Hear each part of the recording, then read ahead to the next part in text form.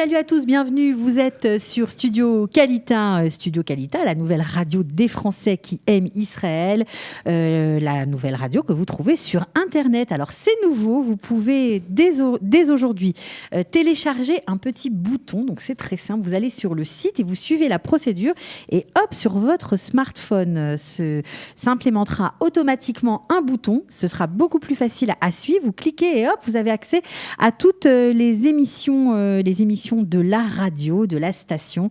Donc allez-y, faites-le et vous verrez, ce sera plus facile et vous pourrez nous emmener partout avec vous, avec votre smartphone. C'est formidable, non ? Oui, m'avoir avec vous tout le temps, ça doit être super formidable. Voilà, donc vous l'avez compris, je suis avec Denise, la célèbre Denise Bérébi de la librairie Vice Versa. Célèbre dans mon quartier.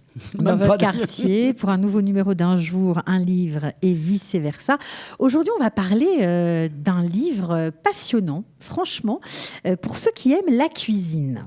Alors, absolument. On va parler de Chroniques culinaires de Jérusalem, de Claire Bastier. Alors, on a déjà parlé d'argent, on a parlé d'amour. Aujourd'hui, on va parler de manger. Oui, ça va ensemble. Alors, bah oui, ça va ensemble. Oui, tout à fait. En fait, là, je me sens bien, vous voyez. Vous êtes dans votre élément. Voilà. Vas-y, alors, on continue. Donc, voilà. Alors, ça parle de quoi, ce livre ? Alors, le sous-titre du livre, c'est « La table, miroir des relations entre Israéliens et Palestiniens ». C'est édité chez Menu Fretin, dont le slogan est « J'aime ce qui me nourrit, le boire, le manger, les livres ». J'aime bien cet auteur. Ouais. Comment s'appelle-t-elle ? Tu ne nous as pas donné le nom de l'auteur. Elle s'appelle Claire Bastier. Alors, Claire Bastier est chrétienne. Elle est venue pour... je ne sais pas exactement. Je crois qu'elle faisait... Ah oui, je me souviens. Elle faisait une émission pour France Culture sur la gastronomie israélienne. Elle est rentrée dans la librairie et elle me parle de ça. Moi, je lui rigolais parce que, je veux dire, c'est pas franchement... Honnêtement, c'est pas la première chose qui saute aux yeux quand on arrive en Israël. Alors, on avait déjà entendu parler des start-up, de la guerre, des soldats, mais la bouffe, la vérité. Bon, donc j'ai beaucoup rigolé. Je lui conseillais 2-3 livres à lire pour pouvoir faire son en enquête. Lui disant, on va les acheter en anglais parce qu'il y en a pas vraiment en français. Il y en a un, il est mauvais. Ça tombe mal. Et on commence, et puis surtout, je lui donnais des adresses où aller manger, parce que finalement, ça je connais bien mieux que les livres de lire. Okay. Et donc, elle a commencé par rencontrer des gens. Et en fait, ce livre, c'est des gens. Je dis d'elle que c'est une humaniste qui aime manger et c'est une gastronome qui aime les gens. Mais vraiment, c'est une fille incroyable. En 2 ans, ça fait 2 ans qu'elle est là. En 2 ans, elle sait 10 millions de fois plus de choses que moi. C'est incroyable. Franchement, elle est étonnante. Et ce livre, alors, c'est même pas un livre de recettes. Enfin, il y a des recettes. Elle vit aujourd'hui à Jérusalem. Elle vit en ce moment à Jérusalem. Je sais pas comment. Et elle est chrétienne pratiquante ? Absolument. Elle prie en hébreu à la Kehila. D'accord. Voilà, c'est ce qu'elle m'a dit. Je suis pas allé. Non, mais d'accord. On la croit sur parole. C'est pas loin d'ici, d'ailleurs. Non, tout à fait.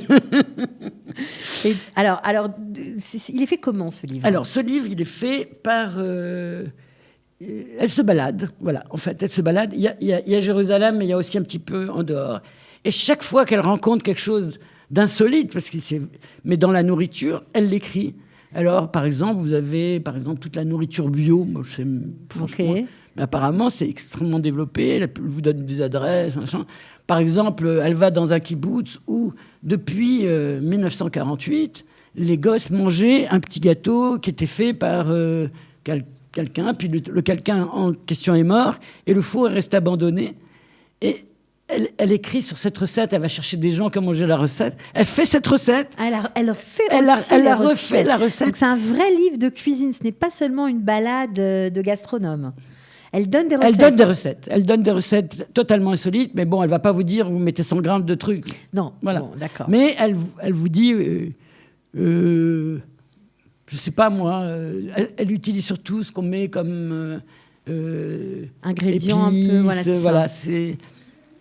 Je sais pas si ça donne envie de faire la cuisine, peut-être plus d'aller dans les endroits où elle est allée pour acheter de la nourriture, pour manger. Découvrir, c'est un parcours de découverte. Absolument, en fait. absolument. Différent. Mais on peut quasiment faire... ça pourrait même être un guide gastronomique.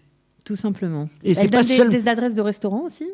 Elle a donné, oui. Enfin, il y en a un, le pauvre, il l'a brûlé pendant celui de Rama. Ouais. La cuisine de Rama, il a brûlé. Mais c'est vrai que quand elle en parle, tu as envie d'y aller. Mais bon, maintenant, on ne peut plus y aller. Mais en gros, oui, elle parle du chef Kedem, qui a son école de cuisine. Des choses...